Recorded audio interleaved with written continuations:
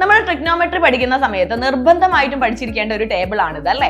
എല്ലാവരും പഠിച്ചിരിക്കുന്നതായിരിക്കും. എന്നാലും എക്സാം ഹാളിൽ പോകുന്ന സമയത്ത് ചിലപ്പോഴെങ്കിലും നമുക്ക് ഏതെങ്കിലും ഒരു വാല്യൂ കിട്ടാതെ സ്റ്റെക്ക് ആയി പോകാറുണ്ട്. അപ്പൊ ഇനി മുതൽ അങ്ങനെ സ്റ്റെക്ക് ആവേണ്ട, നമുക്കത് നോക്കാൻ ഒരു ട്രിക്ക് ഉണ്ട്.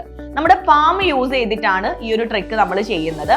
അപ്പൊ ഈ ഒരു പാമിലുള്ള ഫിംഗേഴ്സിനെ നമുക്ക് 0 ഡിഗ്രി, 30 ഡിഗ്രി, അങ്ങനെ 45, 60, 90 ഡിഗ്രി ഈ ഒരു ഓർഡറിൽ തന്നെ നമ്മൾ കൺസിഡർ ചെയ്യുകയാണെങ്കിൽ ഫസ്റ്റ് നമുക്ക് സൈൻ തീറ്റയാണ് കാണേണ്ടതെങ്കിൽ അതിന്റെ ഇക്വേഷൻ ഇതാണ്: root of number of fingers below divided by 2. വേറെ ഒന്നുമല്ല, സൈൻ തീറ്റയാണ് കാണുന്നതെങ്കിൽ നമുക്ക് ആ ഒരു ആംഗിൾ ഏതാണോ അതിന്റെ താഴെ വരുന്ന ഫിംഗേഴ്സിന്റെ എണ്ണത്തിന്റെ റൂട്ട് വാല്യൂ ഡിവൈഡഡ് ബൈ 2 ആയിരിക്കും. ഒരു എക്സാമ്പിൾ നമുക്ക് ചെക്ക് ചെയ്ത് നോക്കാം.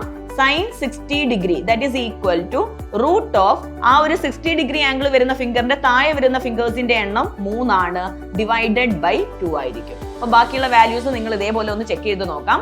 നെക്സ്റ്റ് നമുക്ക് കോസ് തീറ്റയാണ് കാണേണ്ടതെങ്കിൽ, അപ്പൊ സൈൻ തീറ്റ ആണെങ്കിൽ നമ്പർ ഓഫ് ഫിംഗേഴ്സ് ബിലോ ആണെങ്കിൽ ഇവിടെ നമുക്ക് നമ്പർ ഓഫ് ഫിംഗേഴ്സ് എബോവ് ആണ് വരുന്നത്.